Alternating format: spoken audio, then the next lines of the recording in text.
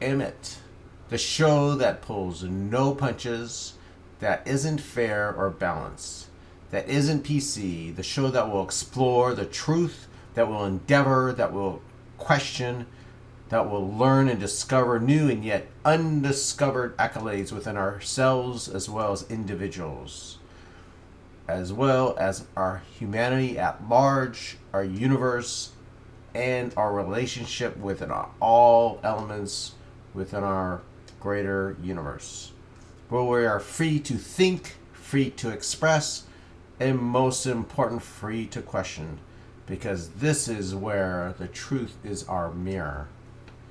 Again, welcome to Emmett. I am Andrew Fetter, host of Emmett, and thank you for listening. It is February 19th, 2016. Now, a brief about myself.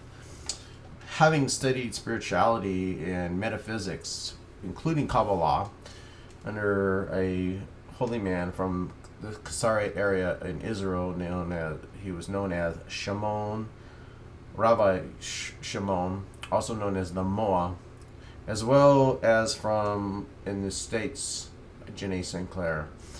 I've been studying spirituality and metaphysics, including Kabbalah, for some 30 plus years.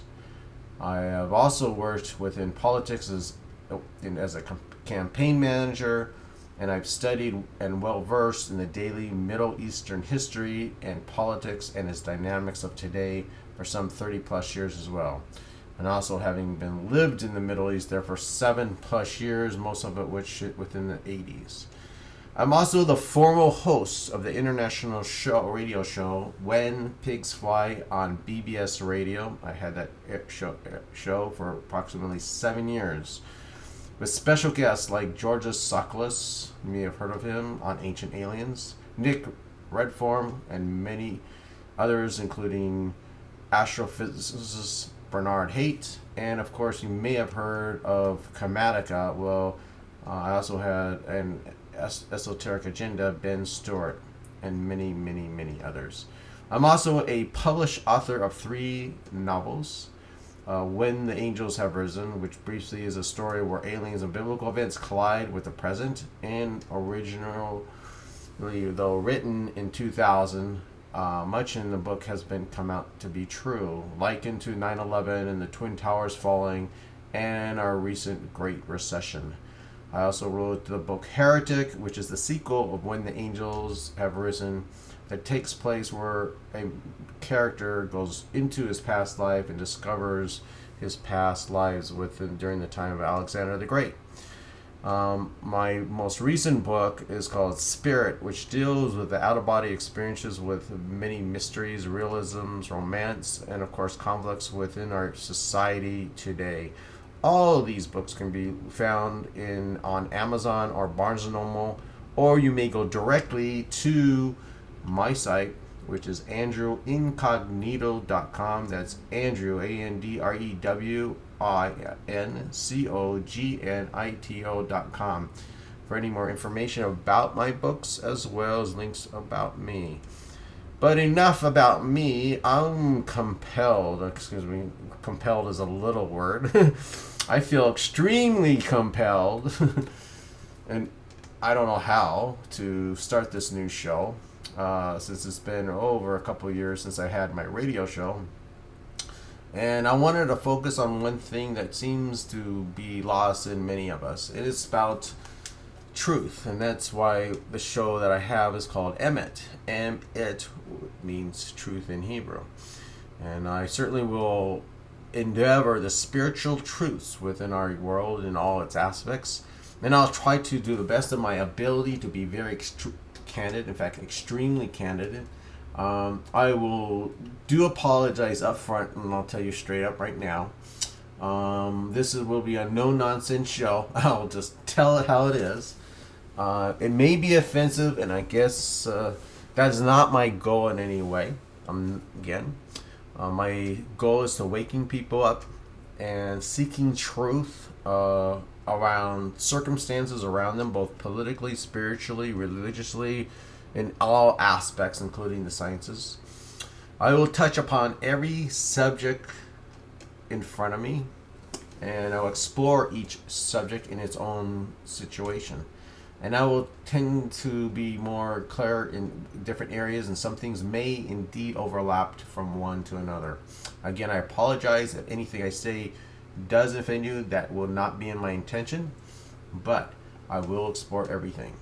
So, I will, like I said, I'll touch politics here in the U.S. as well as in the world. I will even touch upon the spiritual truth held without any political correctness, like I had said. I will try in every way to question every aspect. I am very passionate, but that's basically my field to inquire. I indeed look for things. I find things. I search things. I inquire things. I'll even meditate on things. I will look in every corner, every speck, and I'll look outside the box or without a box. And I will not hold back. I will see lies or manipulation on what it is, and I will call it out. I will call it out when I see their lies and manipulation. And hoping it will cause you to question everything. Question the questioner. Question everything. Even look at me and question me even. That is my approach. I want you to go out in the world and ask, not submit. Okay. I will touch all aspects, including politics. But like I said, I will also explore everything from spirituality to metaphysics to paranormal to sciences, and of course the universal wisdom to each for the achievement and enlightenment amongst humanity. That is my goal. With a skeptical mind, I want you to inquire, because that's what I'm going to do. I'm going to inquire upon issues like conspiracies, whether they're truthful or pure bullshit. I will place questions. I will place answers, and again question my own answers, and you can question them too. But of course, I will place my viewpoint. My sole desires for you is to question, to shake things up. I do not want you to bury your heads like ostriches and play sheep. You are not sheep. You are human beings. You can think. You do not have to submit yourself to ignorance.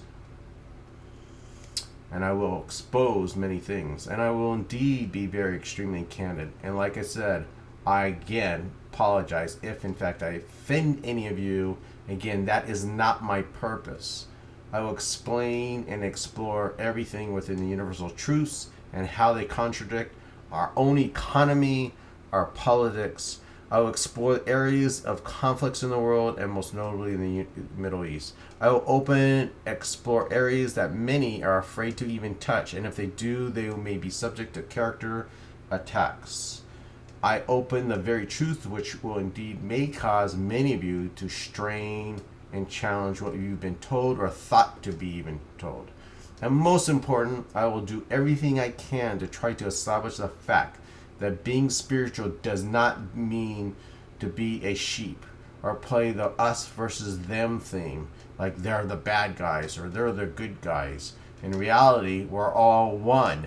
In reality, we're all together. It's not one person's problem, it's all our problem. But it does not mean that you cannot defend yourself. On the contrary, it means you can stand up what you think is right, but you must realize for every action there's a reaction, and you have to be candid about it. So I begin for today's subject at hand. I know the whole world right now is watching our elections. I know, especially here in the United States, a lot of people are getting offended by this person or that person, probably one person in particular who is extremely candid. And I know everybody's curious about our nation's candidates and about our republic and our rights and our nation at large. So for my fellow Americans, you need to decide for you, not to just listen and just do what's, you don't be just blink your head down and do whatever everybody's telling you to do. You need to decide for yourself. So please listen. It may sound unfamiliar or confusing to many of those outside the United States about our system of government. We are not a democracy. We are, in fact, a republic. There is a big critical difference. We do not have a parliamentary system. We don't have mob rule. We don't have 51%, and that's the rule of law. In fact, we never were a democracy. In fact, our forefathers hated democracy.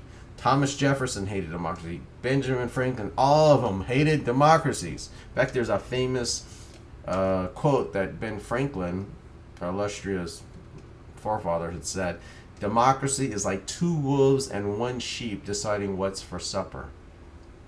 Democracies do not protect the rights of the individuals. A real republic, I'm not talking about the Islamic Republic because that doesn't do it in Iran, obviously. A real republic does. Hence, we are the only nation on this entire earth that actually has a full Bill of Rights that guarantees the government not to infringe on our God-created rights. And by the way, it does say created, right? The creator who created these rights. These are natural born rights. But I'm not going to digress into this any further. I'll get into that into another show, which I am going to be explaining to you later. For today, in the next two shows, I want to focus on the candidates and the issues laid before ourselves and before them. I'm discussing total candidate truths, and even they are not exactly politically correct, because this show is not about appeasement or cowering. It's about getting to the truth at hand and create both questions and answers. And again, back to questions. These are my views, and everyone on this planet has the God-given right of free speech to express their political and religious and spiritual views. No one has that right to take that from you. Okay, so now for our grand United States presidential elections. As you may know, in the United States, we are now in the midst of this illustrious presidential elections. And speaking to fellow Americans, whether you have been, still are, a Democrat or Republican or independent, I don't care. Because every decision made by any government official will affect you in one form or another. That's basically a fact. That being said, I will simply dive into the very issues. There are, of course, the foreign affairs issues or policies, which relate to our economics as well as our national security. There's also the domestic issues that relate again to our economics and again to our national security. And of course, my third, which I'll get into later in another show, but some of these, like I reiterate, will overlap, is the meat in every election is our rights.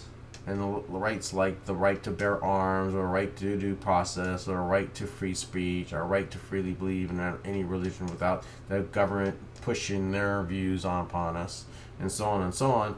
In other words, our rights as human beings that weren't given to us from anybody except for the Creator, God, Allah, whoever you want to believe in, but weren't given to us, but actually protected from the government from being taken per our Constitution. In other words, our rights were given to us. We're born with our rights. We're born with our natural rights. It's only governments that try to take these rights away from us. Every human being was born with these natural born rights. And that's what was written to our Constitution and acknowledged. Now, many of you out in the world don't have these rights because your governments, even though you call it a democracy, is a democracy. It's not a republic. And they don't recognize you as individuals. There's a difference. And that's why in this country, we do have these rights. And it's one thing that is extremely unique about the United States. We have a Bill of Rights.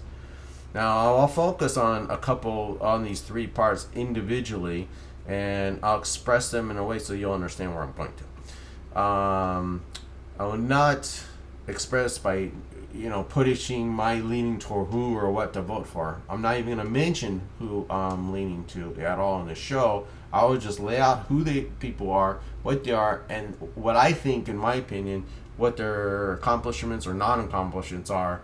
And then you decide, make up your own minds. or opinions. I do indeed, though, have my preference or preferences at this point. But mind you, I am an independent, and I will be candid on each person. And mind you, I've been an independent since 2010. And I'll frankly tell you, I was a Democrat for 40 years. And frankly, I didn't leave the Democrat Party. The Democrat Party left me. Believe me, one day I'll explain, or maybe in the show I'll explain it. For this reason, I'm going to go back right into the major parts. We have foreign, domestic, and rights.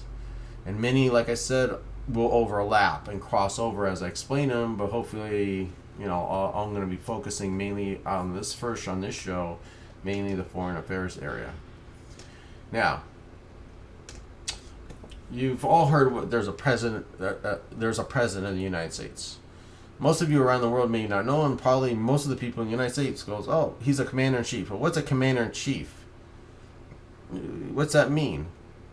Well, commander-in-chief, basically, when it was formed, and it still is the foremost thing set up in our form of government, is he's sort of like George Washington of our military. He is like the general of our military. That's why he's called a commander-in-chief. You have generals who are actually brought up through the military, but then we have a person we vote for who is the general on top. And what would be, you think, would be the first priority of the general? What governments have one priority they're supposed to do for the people: protect the citizens. They're supposed to do something to make sure they're secure, right? Protect the citizens. The minute they fail in protecting their citizens, they failed, either by ignorance or by their own incompetence or on purpose. They failed. What happened in Paris, for example, is a failure of the government because they didn't protect its citizens.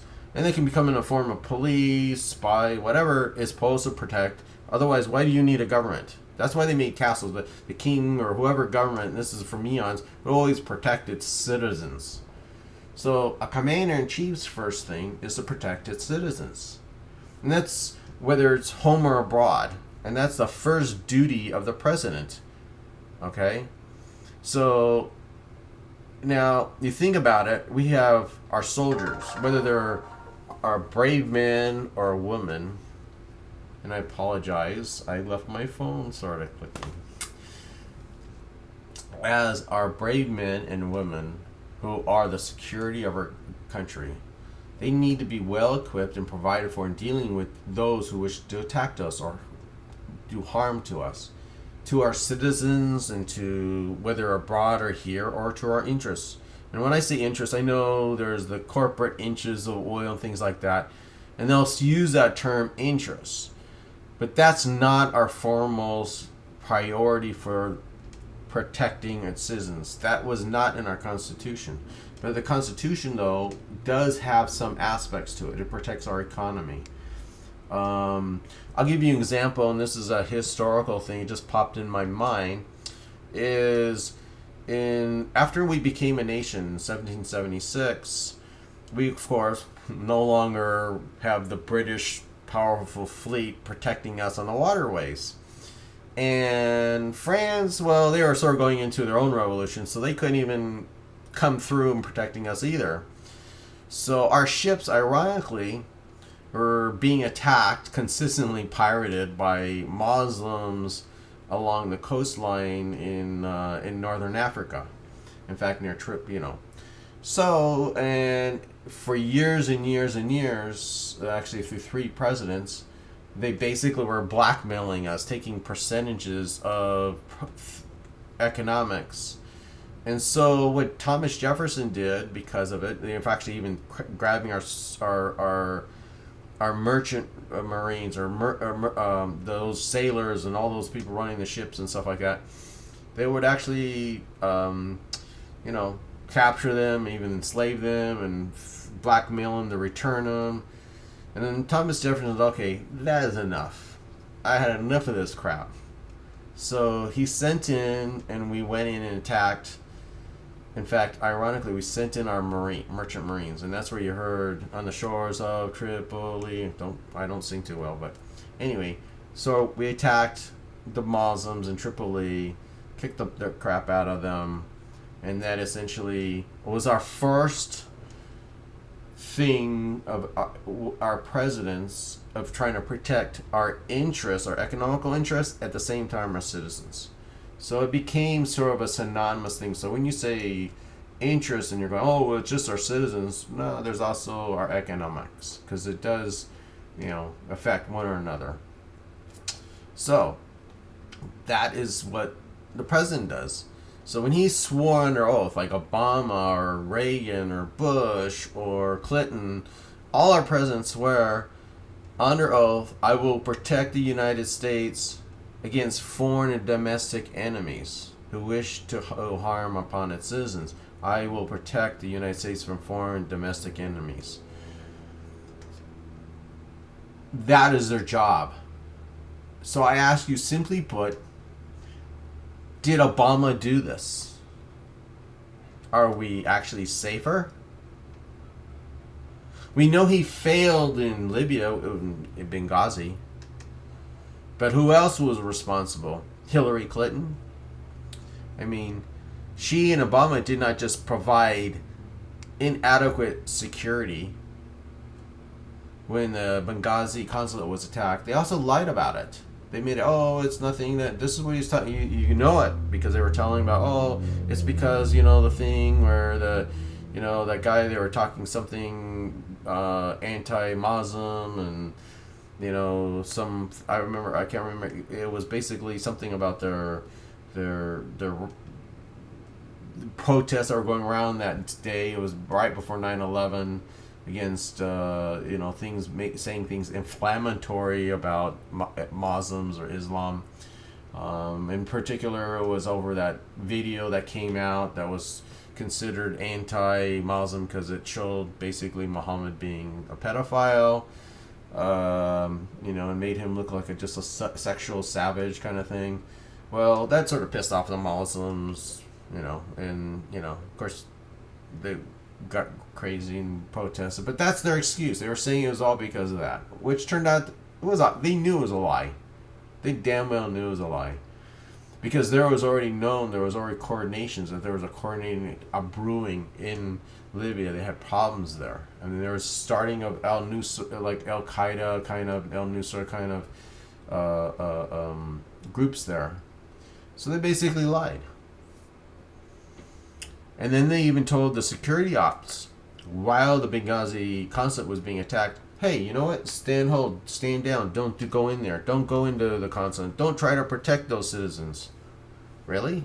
Don't send our forces to protect our citizens?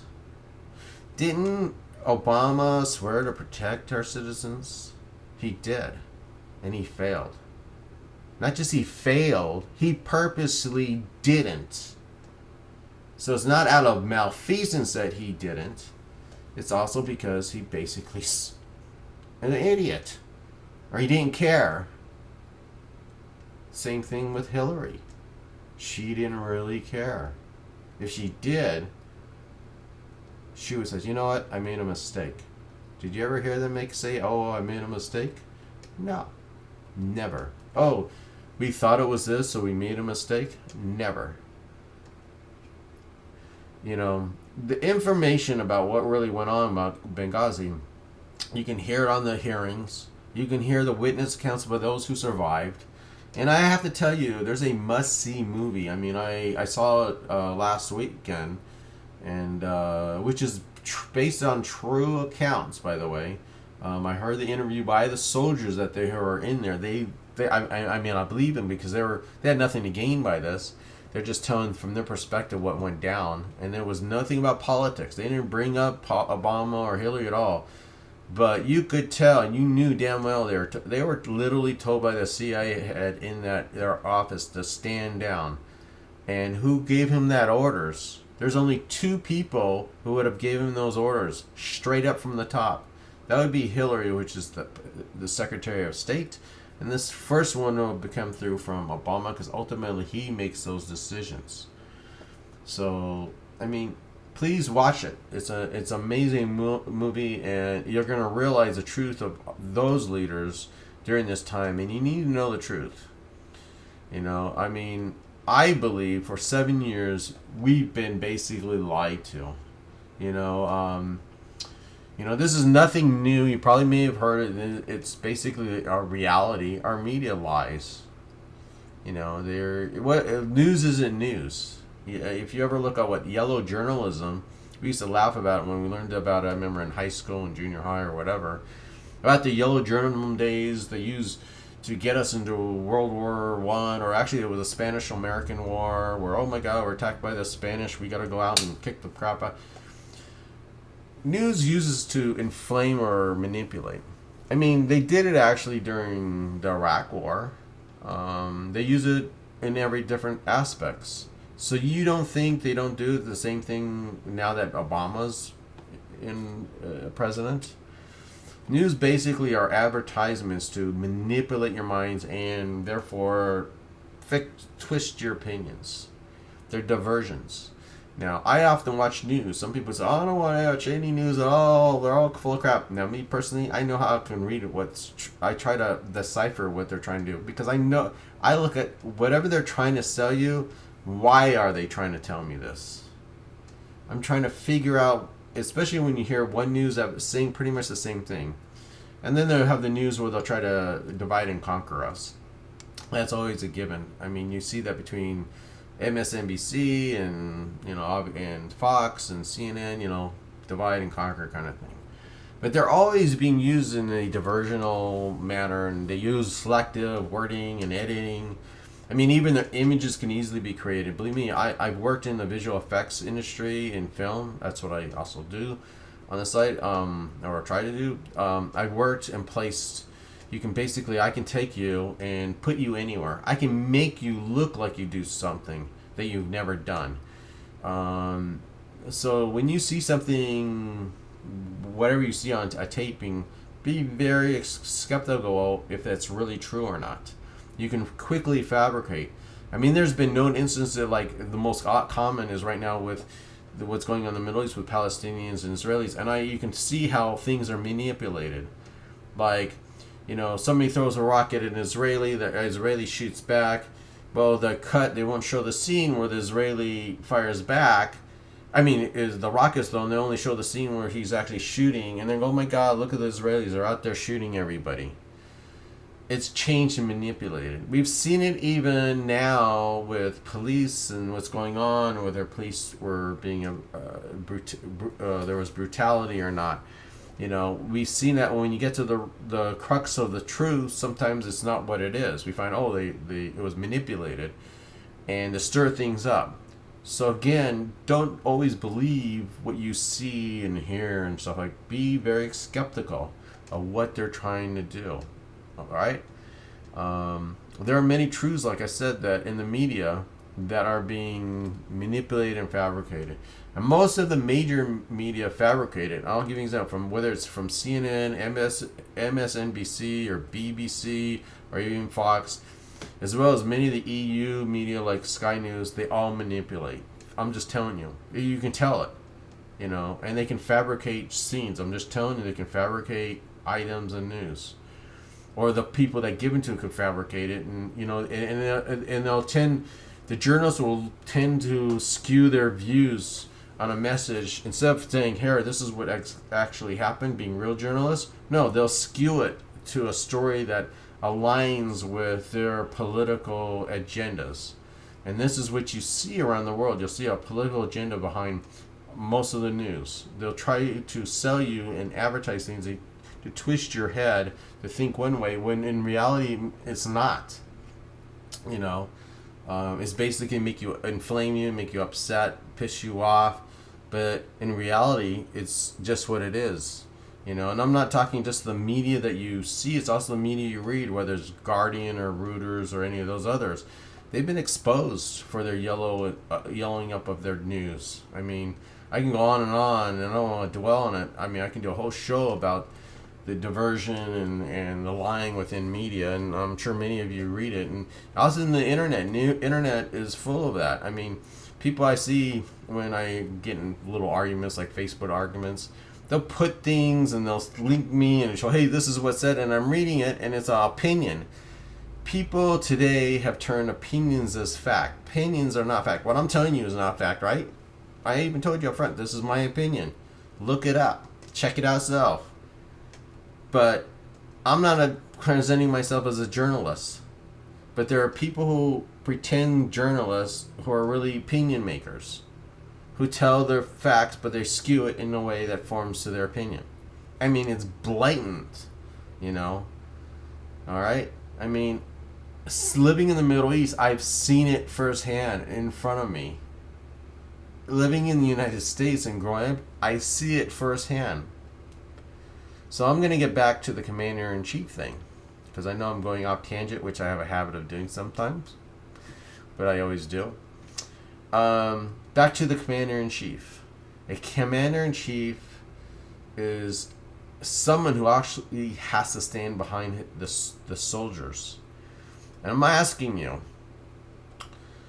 do you think that Obama really backs the soldiers? Hillary or Kerry? I mean, really, think about it.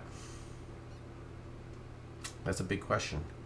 Then I want you to think about all the candidates out there that would actually do that. Bernie Sanders, you think he would be a good general? Because basically that's what he'd be, a general of this army, right? Of the most powerful army on this planet, right? To protect us and our interests and make sure we're secure. You think Hillary could do that after she screwed up in Benghazi? I mean, tell me, who could? Now, when Obama was at president and Hillary and Kerry, look at what they've done with our own security. I mean, this will show you how ignorant our present administration is on foreign affairs just by looking. I can just go, here, you want to see one quick big old sample? Look at the Middle East. I mean, remember it was a JV team, like the famous comment? You know, ISIS has proven they were never a JV team. They were a serious, well-organized, and now they're a state. It's not a terrorist organization. It's not an extremist group. It's a government. Calling ISIS an extremist would be like calling the Nazis of Germany an extremist group. Instead of as a country. It's now Nazi Germany. And so, getting back to a certain thing they don't like to use the word Islamic, but it's an Islamic State. I mean, that's the name of them, right? It's like Iran uses Islamic State as the Islamic Republic of Iran. Islamic. They're not Christian, Jews, or Buddhists, or Sikh, or Hindu. Islamic. So call it what they are. They call themselves Muslims. They're following their interpretations of the Quran and their Islamic scriptures. That's what they believe in. So to deny it is sticking your head in the hole. And our present Commander-in-Chief refuses even to recognize the very threat to our citizens. He thinks, they're over there, nothing happening, right? Oh, San Bernardino. Oh, yeah, over here. How many killings have been happening around our country alone? And we're not even at the tip yet. We're very much in the tip. I mean, Europe is just getting it. And I can guarantee you, and it's just my gut feeling, and I know this is recording right now, and you can re-listen to it, because you're going to hear it, and you can go back to it if you ever want to, or whatever. I will guarantee you that 2016, this year, is going to be a historically bloody violence like we've never seen ever in hundreds of years in Europe since World War II. And I'm talking about conventional shooting. I'm talking about massive people fighting. It is going to turn into a civilian blood, a civilization war, because it's done. And there's things behind that. And I'm not going to go into that, but I'm just telling you. So not even to recognize the very problems with that is absolutely irresponsible for our president not to look into it, not even to question it, and not even recognize the threat to our citizens around the world as well as here. I mean, it's totally irresponsible to not even care. Why? Because I think, personally, they think the reason why they don't really care, and this is my view, is because they think people are like sheep and will follow them blindly and believe and do whatever. And, even to at their own peril. They'll live in the state of denial, which is always the common denominator. So I'm going to ask you straight up. Does Bernie Sanders or Hillary Clinton have the real policy and the fortitude in regards to both our military and our security? And I'm talking about protecting you and taking care of our military. Hillary's policy, as she has stated, is one and the same as Obama's. In other words, she will continue the same policies that have been cast aside, like what happened with Ambassador Stevens and all those who perished in Benghazi. It would be the same detrimental effects that have continued the growth of the policy, things that have happened in the Middle East, with expansion of radical Islam like a cancer across our world in the form of ISIS, Al-Qaeda, Hamas, Hezbollah, and Muslim Brotherhood, and so on and so on. Expanding from Africa to Europe, to Asia, to the United States. And most importantly, I'm pretty afraid of, and I could put money on it. I'd be scared if I was going to the Rio during the Olympics this year, because they have such great security, right? Not to put anything down on Brazilians, but I don't know how well they're going to be having security there. So, what does this mean with both Hillary and Bernie's policies? Is Bernie just going to float on whatever Hillary's policy is in foreign, because he has no foreign policy. He's basically the foreign policy of Obama. He basically said it. What's going to happen? More, thousands of people dying? Is this our national security? Oh, okay, thousands of people die. American lives matter too, apparently, but Obama doesn't really care. Hillary Clinton doesn't care. And Bernie doesn't even have a clue. I mean, and he's just basically holding the same kind of policy, like I said, with Hillary. Because, Bernie's absolutely pretty much ignorant on foreign affairs. I mean, you think about Bernie Sanders, how long he's been in the Senate. He's never sat on any foreign committee. I mean, that's pretty bizarre, right? And he's never been in any intelligence committee, right? I mean, think about why he isn't. Is that the person you want to be the commander-in-chief, worrying about your security? Because that's the first job a president has to do. Protect you. Protect you. That's the first job a president's supposed to do. Protect you. Are they going to protect you? Well, with Bernie, he's basically an ignoramus on the world stage. I mean, if you ask Bernie Sanders anything about foreign policy, he sort of diverts. He sort of moves. One thing I admit that Hillary's right. He only has one policy that's basically domestic, because he really doesn't have a clear understanding of foreign affairs. He really doesn't, and that's, he chose not to. He chose not to be involved in understanding it. He had plenty of opportunities to learn it, but he has none. So do you think Hillary or Bernie Sanders are responsible enough to be a commander-in-chief of our forces and to ensure our protection? Remember I said the first and foremost responsibility of the president is your security, both foreign and domestic. Full well that we've experienced incompetence of our security in the past. And I'll be blunt, George Bush Jr. failed to protect American lives.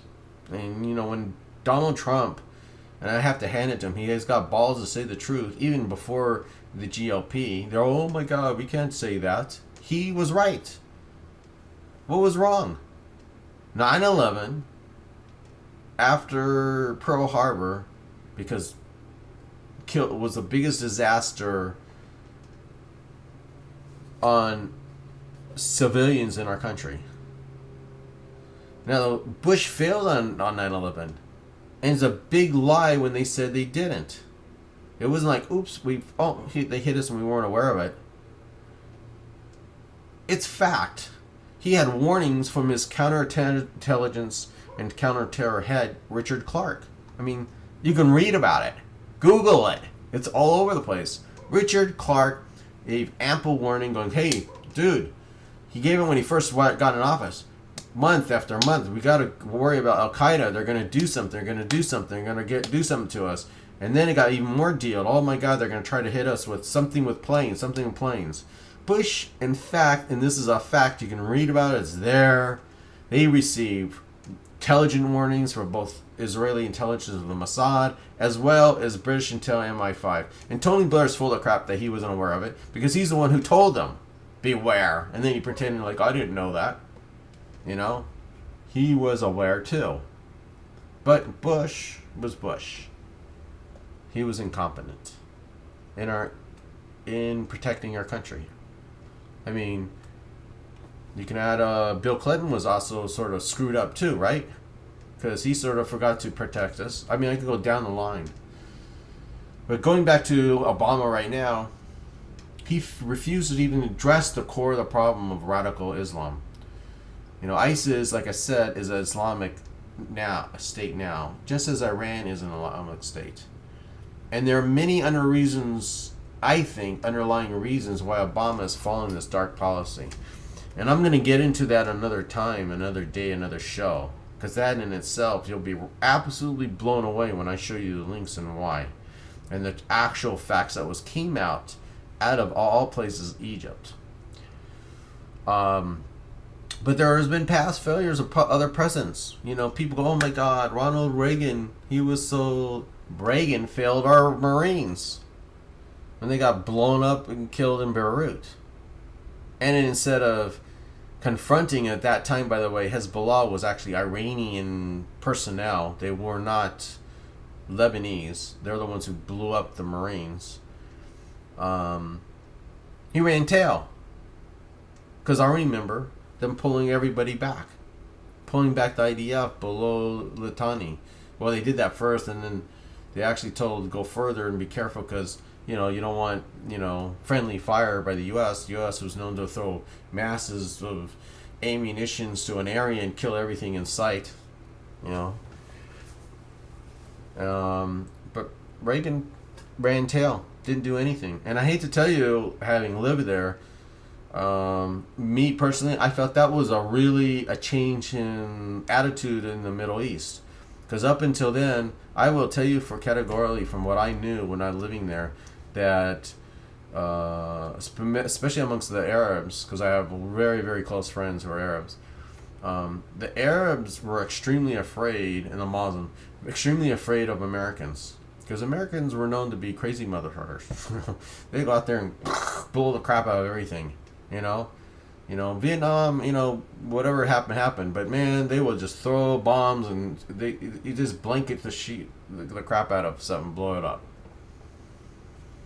But when Reagan didn't do anything, I think that was a turning point. I think that was the very turning point where it says, you know what, we can attack Americans. They won't. They may not retaliate.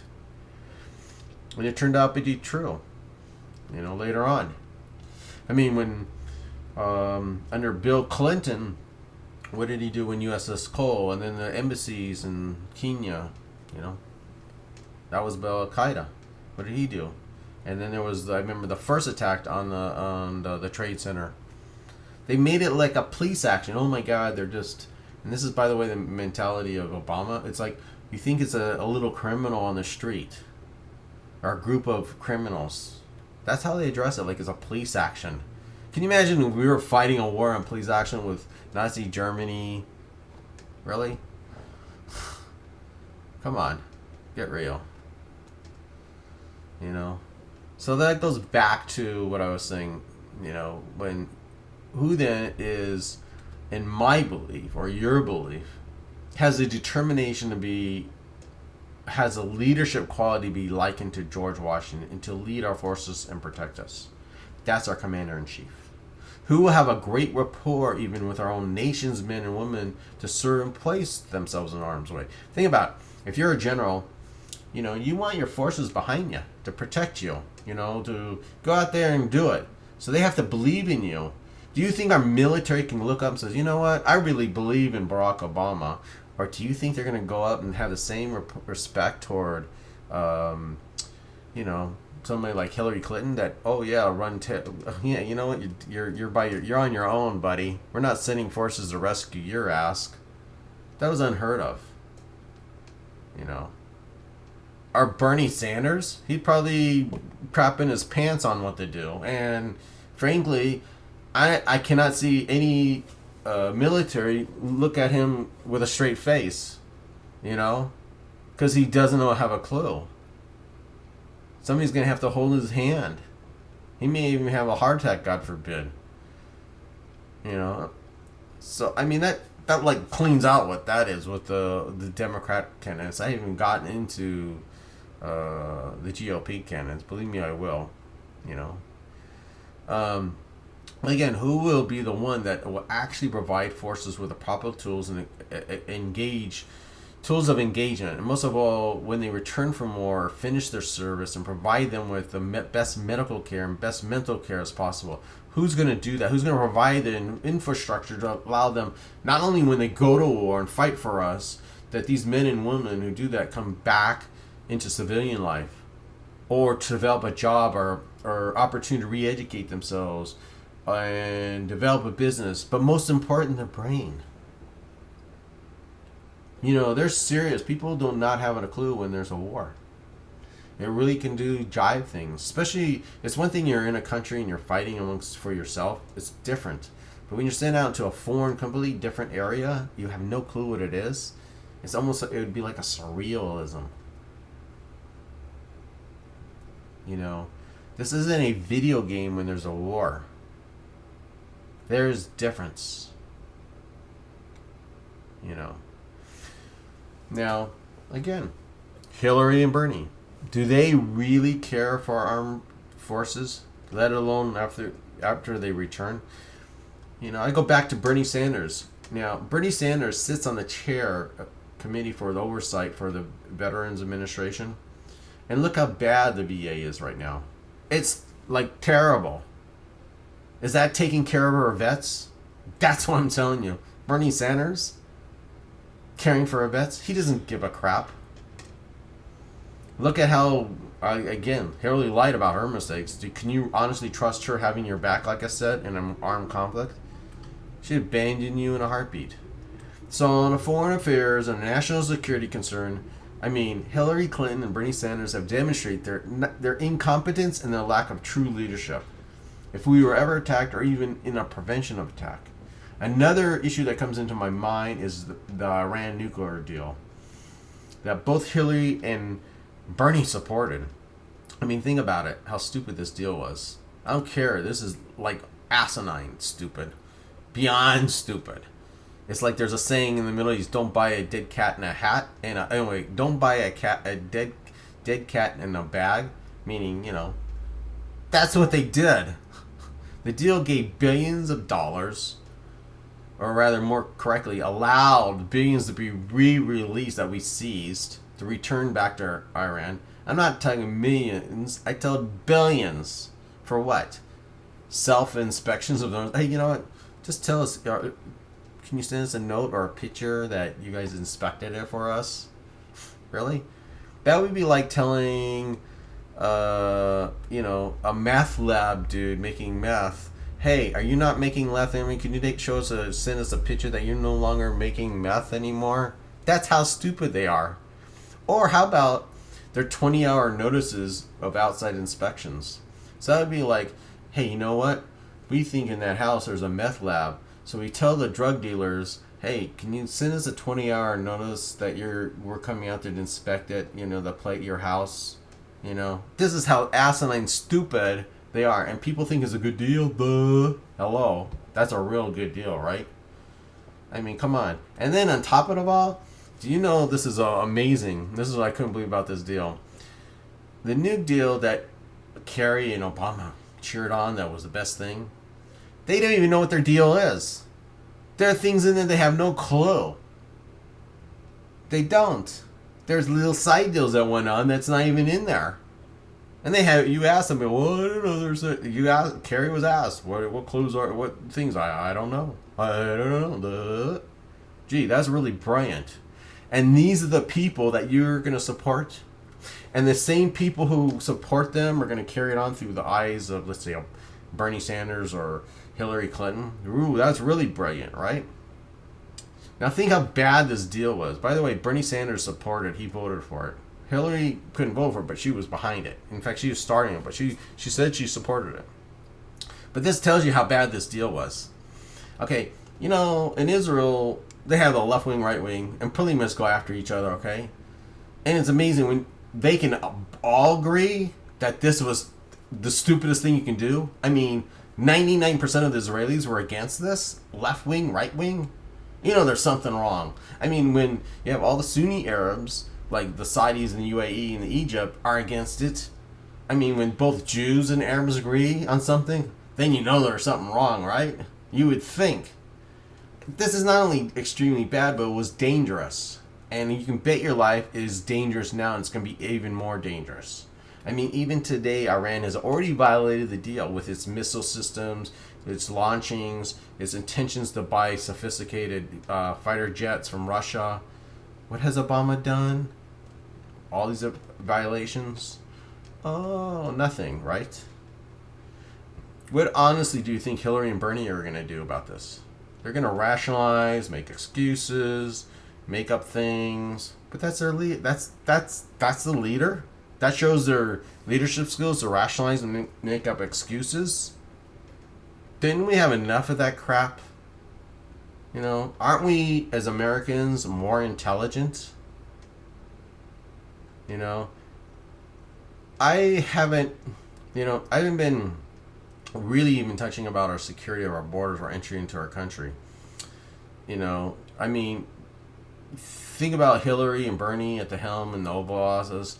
I can make you one promise I can guarantee. If Hillary Clinton or Bernie Sanders is at the helm in the Oval Office, I will guarantee you, God forbid, 9/11 will look small. What ISIS will do to as one of these two clowns would be in office. It will be scary. I am guaranteeing you right now. If either Hillary Clinton or Bernie Sanders is sitting in that Oval Office, and ISIS is still there, which they will be, they have plenty of people roaming around here in the United States. So this is not a scare thing. This is just a reality, because we have such great people upstairs watching them and deciphering them at the moment, because, you know, they have to stand down, right? And God forbid they use the word Muslim, or you know, do searches because they're Muslim, because that might sound racist, or mosque, even though that almost the mosques have been utilized for developing, you know, their plans and etc. etc. Can you imagine Hillary or Bernie? I'm guaranteeing you, God forbid there would be a disaster. And when it comes to Israel, wow, for anybody who, I mean, you think about it. When it comes to Israel, both have demonstrated that they're just complete morons, but no more than just morons.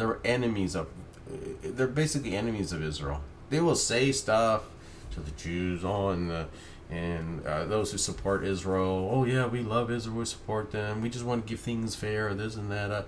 They're full of it. Hillary, in fact, has hired on her own foreign affairs staff people who are known not only just anti-Israel, but are extremely racist toward Jews. I mean, think about it. I'm just telling you, frankly, Hillary doesn't give a flying crap about Israel. In fact, the opposite. And then, like I said, she will pander to American Jews, but many who are still quite naive will believe her, that she does care about Israel. Hillary will tell them one thing, and of course do the exact opposite, because that's her nature, that's her history. That's been for how many years? I mean, hell, she lied when she worked in the Watergate community, and she got fired for it. She hasn't learned. She hasn't changed. She still lied about Benghazi. She lied about her emails. Well, she tried not to lie, right? You know, and Bernie's no different. He's actually employed advisors that are not only anti-Israel but also anti-Jew. Now, I know many are going to go, oh, well, you know, Bernie's a Jew too, right? No, yeah, right? Many, but let me just tell you something. There are many Jews that simply can't accept being a Jew. Or they will act out in ways that are actually against their own ethnicity or against their own kind of people. I mean, you have that in every kind of society where you'll have, like, you know, African Americans doing things that are negative toward African Americans, and Mexicans toward Mexicans, and Mexican Americans, and Latinos, and Asians, and whatever.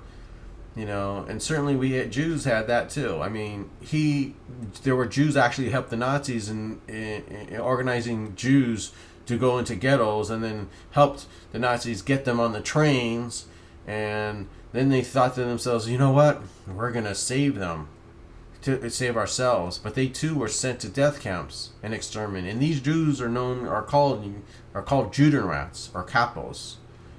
And these are the same Jews who you'll hear about who are very anti-Israel. They're self-hating Jews. And Bernie's one of those. I mean, Bernie will say, oh, I lived on a kibbutz as a volunteer like any American Jew. Yeah, really? Great. Poopy deal, right? You know, his speeches and his votes demonstrate his beloved love for Israel, right? He's simply anti-Israel and anti-Jew. And if you're a Democrat, I mean a real Democrat, the JFA, the John Fitzgerald Kennedy Democrat, the RFK Democrat, then you'd be extremely pro-Israel and pro-Zionist. Because if you're not, then you're an only as a Democrat, and instead perhaps wearing the clothes of Joseph Stalin with a massive Adolf Hitler. I'm just telling it how it is. Because I'm just telling you, both JFK and RFK are extremely pro-Israel and pro-Zionist, and they wouldn't allow this shit. You know, they would have already had the embassy moved in Jerusalem. They would have already done accolades. They would tell, you know what, the people get the hell out of there. They tell the Arabs to go fuck off. You know, make peace with Israel, and they would do it. That was what they would do. You know, and I'm going to read a couple famous speeches by JFK, and this is his words, regarding his thoughts of Israel. No things, I'm not blurring anything or making things there or blurring things up. This is verbatim. He said this on July 1st, 1916. You can look it up, it's inside the Near East report.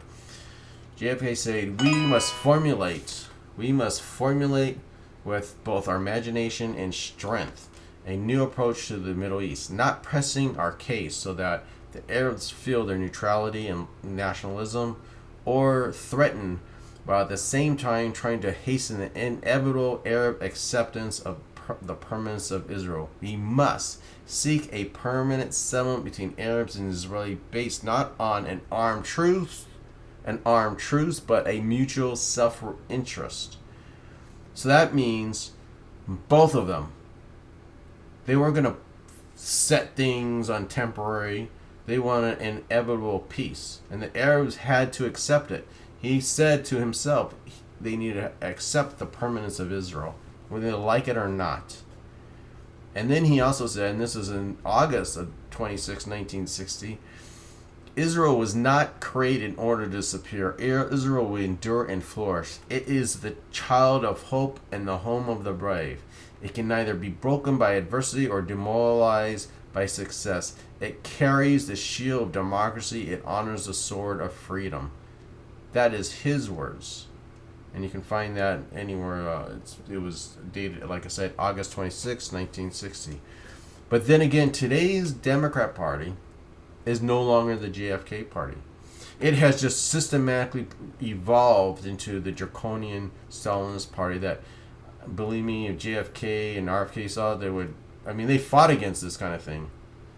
You know, I think both John Kennedy and Robert Kennedy will be returning in their respective graves, seeing what their party has evolved into.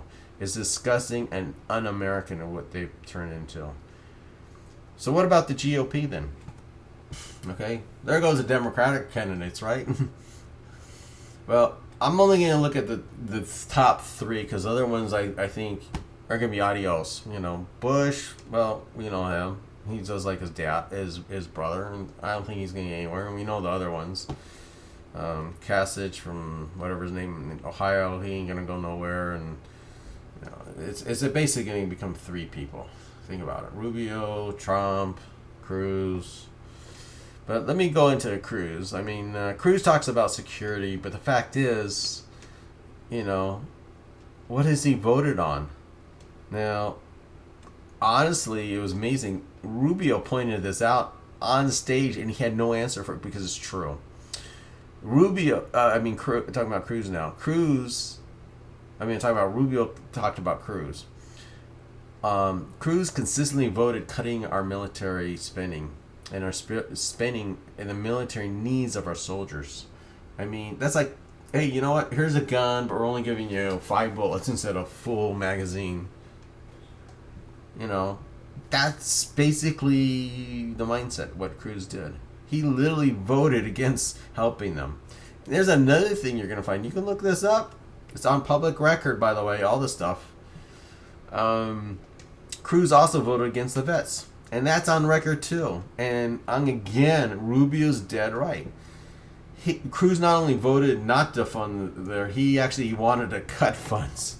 I mean, I guess him and Bernie have one thing in common. They don't give a shit about the vets.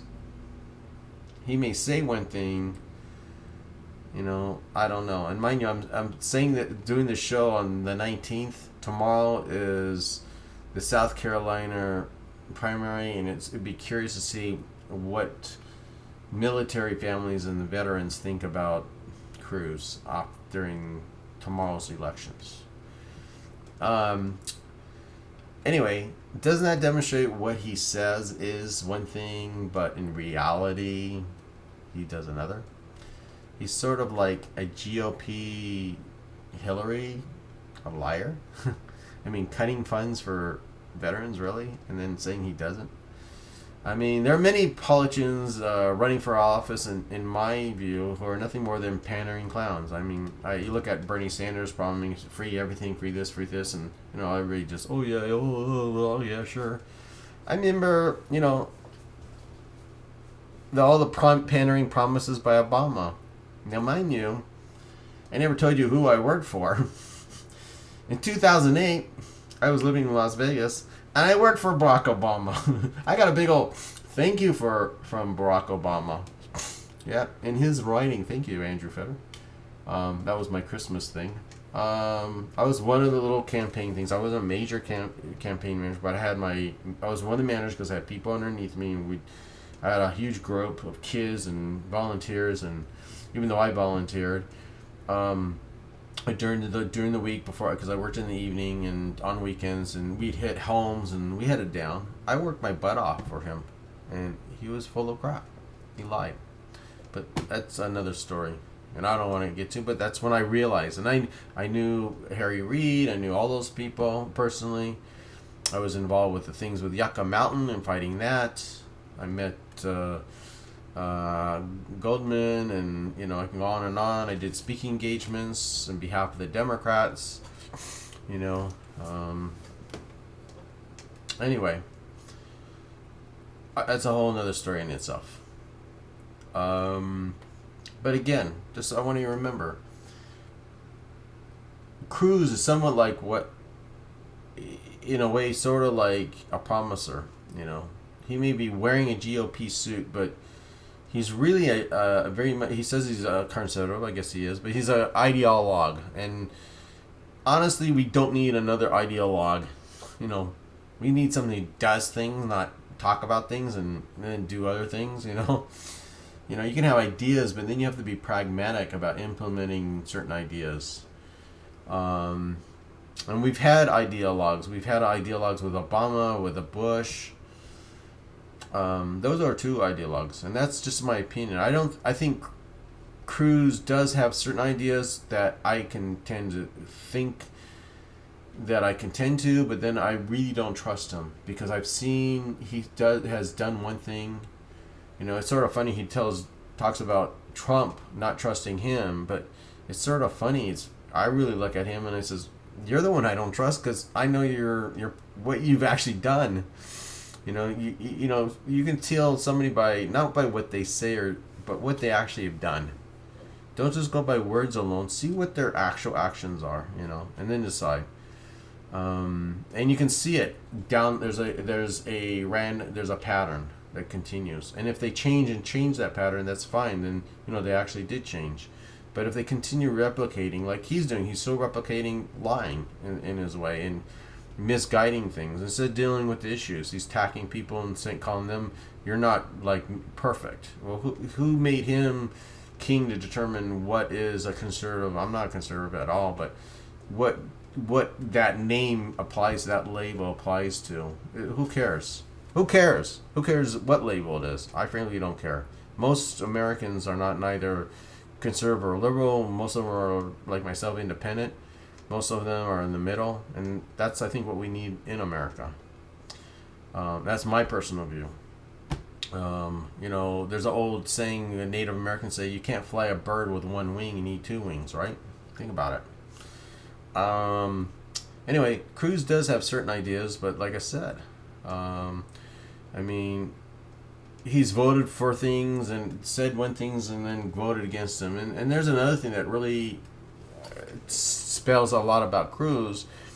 I don't know if you're aware, but he's ironically has very similar people who have financed his campaign as Hillary, which is really bizarre.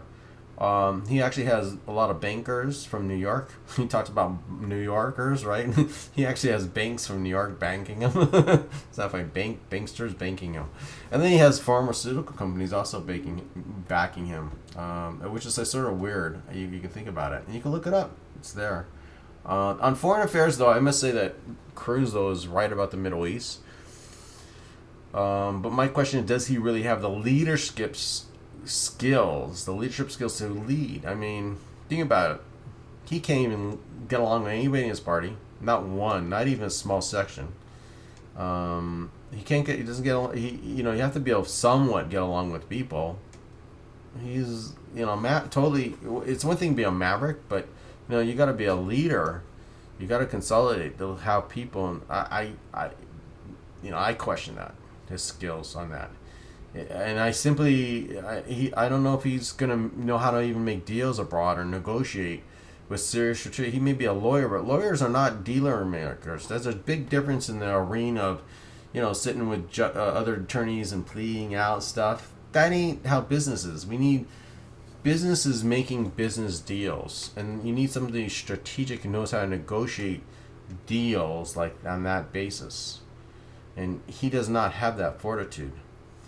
So, but like Rubio and Trump and Cruz, I would probably they all put an effort on securing the borders. Up to a point, and this is where I question about Cruz, because he's also had issues about the lack of his support for vetting out in the past on visas. I mean, there's a record of it that he voted not to put monies into protecting and securing. He says, I want to put money now, but he actually voted against it. I mean, he's basically a libertarian, conservative, no money go anywhere.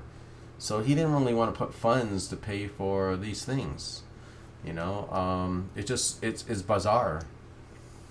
And I can certainly understand where he was coming from, but there's too much stuff that it doesn't make sense with him. And where there's smoke, there's fire, I think. So, but you do the research. I've done mine. Just please do yours. Now, regarding Rubio is, I believe, is certainly more consistent on his bills and supporting where the military is. He's actually proven to be a leader. I mean, he literally stood up against Obama on that stupid, naive nuke deal with Iran. He stood up defending Israel. He was one of the which Israel is one of our true allies in the Middle East ever since 1967. That's without question. There's no country that's more closer to us than Israel in the Middle East, and probably maybe in the world, except for maybe the UK. But we have a strategic alliance with them through military. They're one of the greatest partners during the Cold War, and they certainly provide intelligence information at need be for terrorist activities and so on and so on. I do believe that our military and our CIA and intelligence and NSA greatly appreciate our alliance with and strategic relationship with Israel. And not only that, the economics between Israel, of course, being that they're the forefront of health industries and technology. I mean, we have so much. There's so much in free enterprise and things like that. I can go on and on about that, but I'm just saying, there's, going back to Marco Rubio, he's, again, on that basis, he did stand up. And there's another thing about Marco Rubio. You're probably aware of this. He has a high intelligence, probably of anybody on there, and a very articulate. And I'm not talking both sides. Even Hillary, he'd blow her away. In foreign affairs and intelligence. He said on both committees, extremely intelligent, knows what's going on in the scenes and with behind scenes issues, not disclosing any media, but leading, I don't know. I think he could. He's extremely articulate and well versed, like I said, in foreign affairs, intelligence.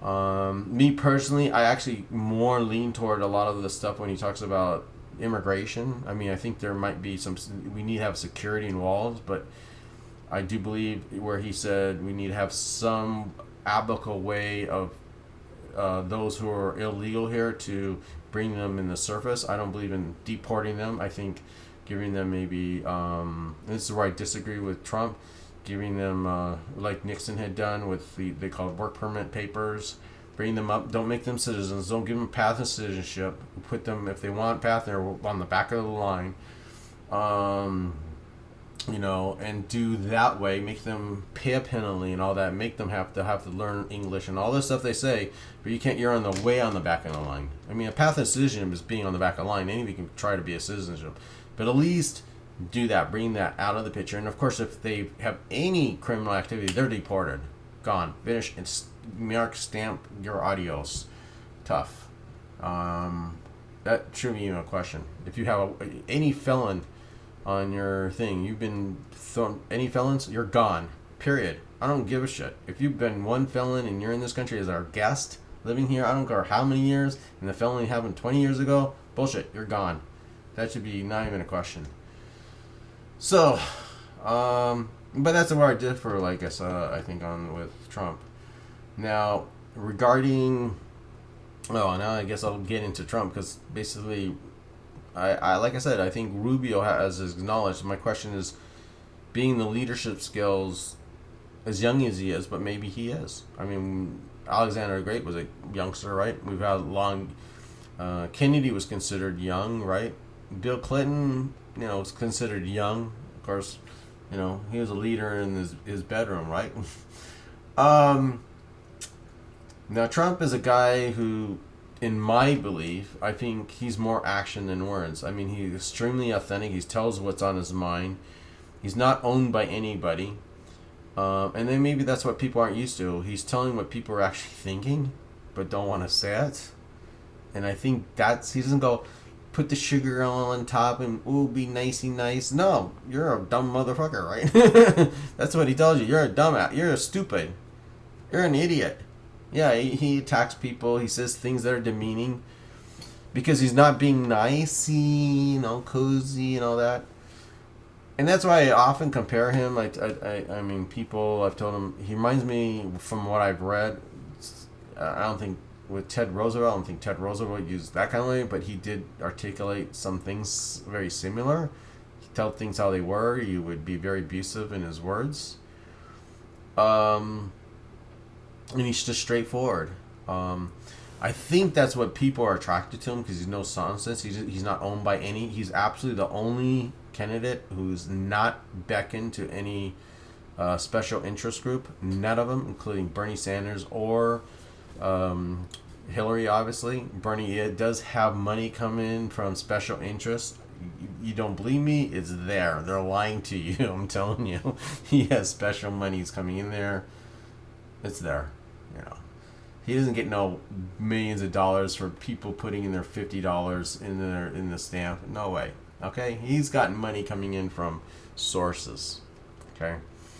So my question is now with Trump is his foreign affairs understanding, and and I have to admit, people always question that, but I'm actually amazed by how much he really gets it. I mean, I'm amazed that he was right about ISIS and about the oil fields. He was right about blowing the crap out of the transports and oil fields, which of course Obama refused to do, and again Hillary and Bernie wished to continue the same kind of fighting with both hands tied behind your back. But I was amazed by how Trump actually got it right. I mean, he's amazing. He even said something that was really interesting. Go after the banks and the countries that provide the monies for ISIS. That's also smart too. Think about it. That's if you drain out the monies and the sources and you cut off them. The thing is, he understands how to fight a war. That's part of the game, and it makes sense because he is a businessman. It's like, the samurai. You cut off their supplies. I mean, we did it in every war that we've won. We did it to Germany. We didn't just beat them on the front. What we did is blew out their factories and their lines so they couldn't replenish the supplies for their army. Well, he's talking about cutting off their economics, cutting off the economic means like food and stuff for ISIS. And by that way, you immediately start shutting them down. That's the first stage. You cut off the food. Next is you start moving in. And as Napoleon once said, you can't have soldiers fighting on empty bellies. So I was sort of amazed Trump was amazingly smart in this thing. And it makes sort of sense, like I said, I think, because he's sort of like an economic samurai. I mean, he's using the same sort of tactics that he applies in business. They're very much applicable in the art of war, like Sun Tzu would say. I mean, how do you fight a war? Trump is literally using the Sun Tzu art of war tactics in his campaign even now, and I think he's doing the same thing in his deals, because think about what he's doing. I mean, no wonder people are sort of afraid of him. The reason why he's playing Bobby Fischer chess while his enemies are playing checkers in his actions. And this is also happening in the campaign. He's making 50 moves ahead of while they're thinking it's checkers. He's already 4 steps ahead. He's brilliant. Think about the media, how he's using the media. He hasn't paid anything. Think about the financial campaign. He's paid $20 million. That's it. That's it. $20 million. Think of all the monies spent by Bush, Jeb, just to say, calling, saying crap about. I think he spent $20 million just to talk crap about Trump alone.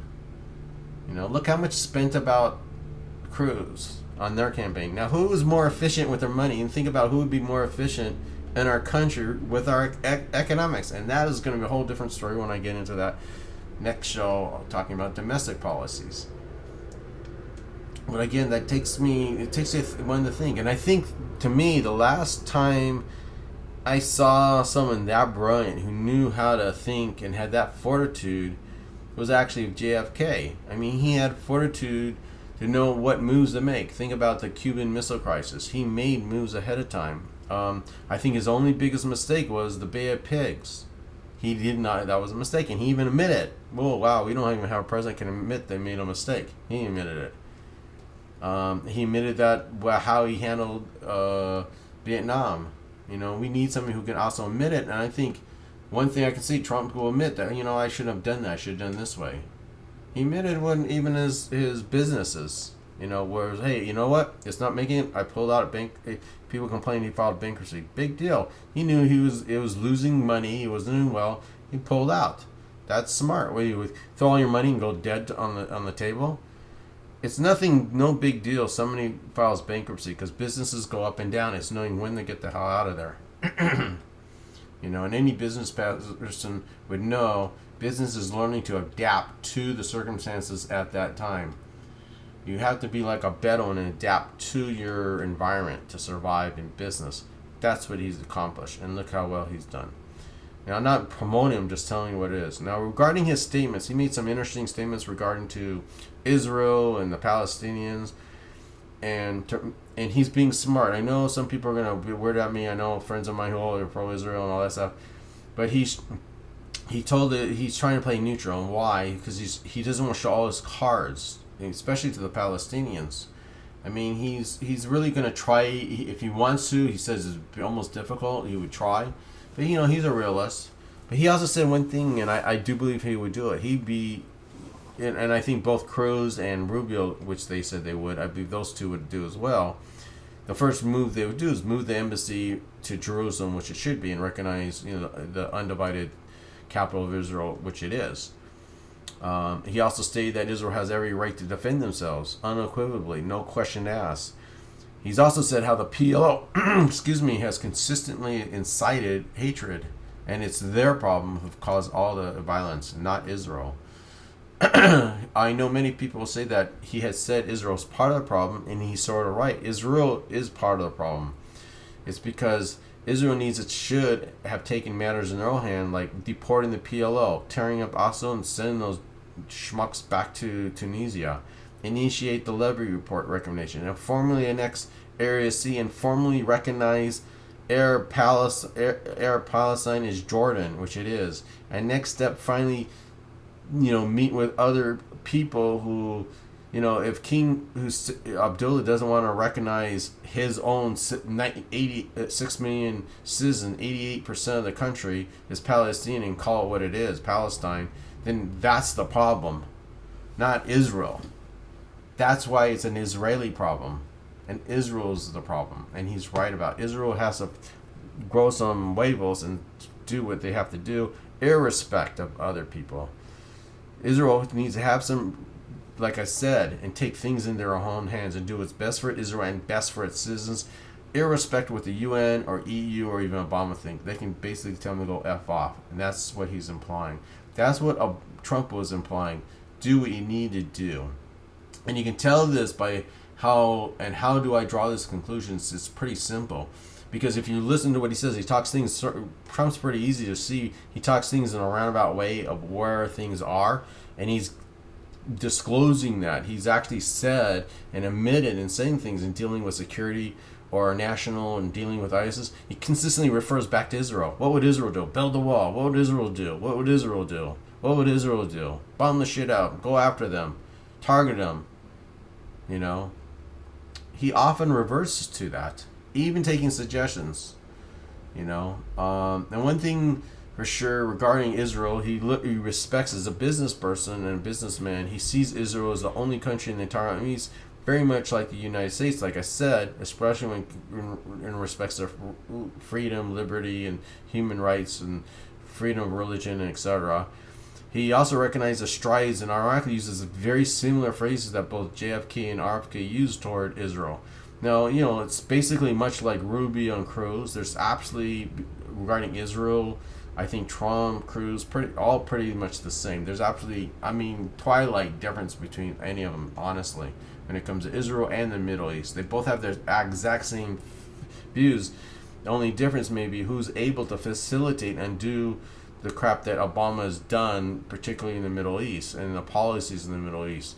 And I personally see two of the people, which you may have picked up on who I thought, and that would probably be the two that I think. But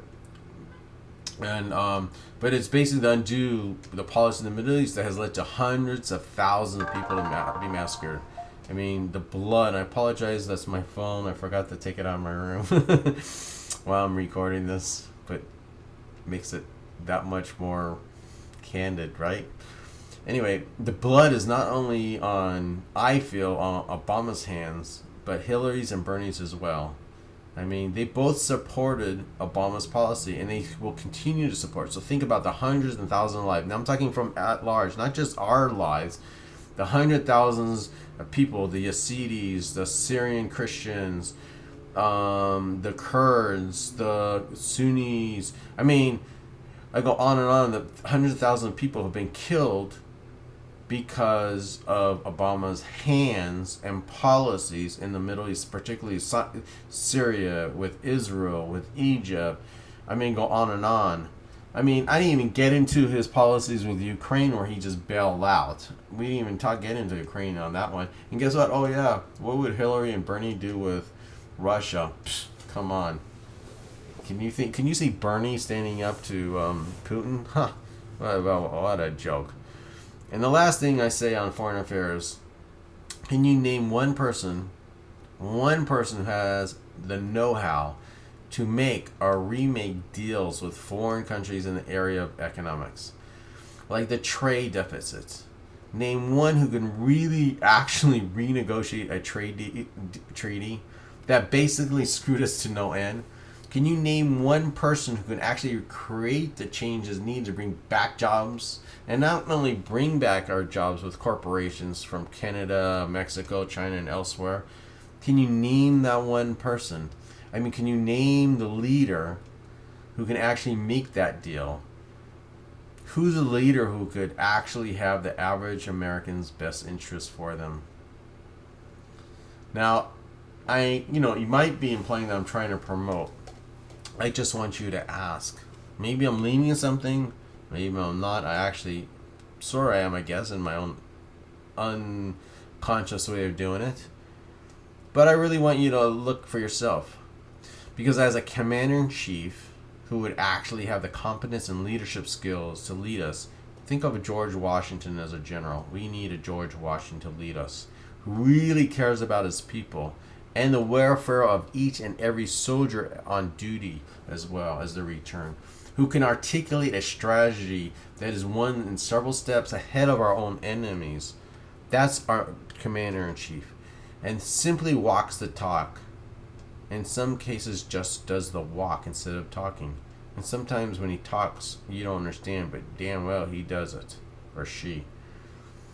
My next show, I'm going to get into the domestic policies, and then perhaps, if I have time, I will get into the rights of Americans. But I want you all